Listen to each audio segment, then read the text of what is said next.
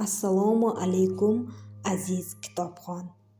Iroda Umarovaning Jinoyat ko'chasidagi ishq nomli ushbu qissasida bosh qahramonimiz Xazina endigina balog'atga yetgan o'zbek qizi.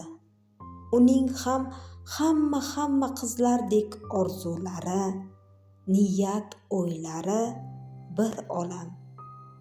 Biroq u chin sevgisini o'z vatanida emas, boshqa yurtdan topdi.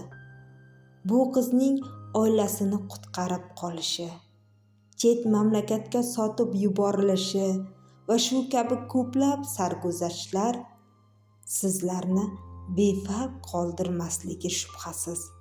Do'stlik tuman axborot kutubxona markaziga tashrif bering, mutolaa zavqidan bahramand bo'ling.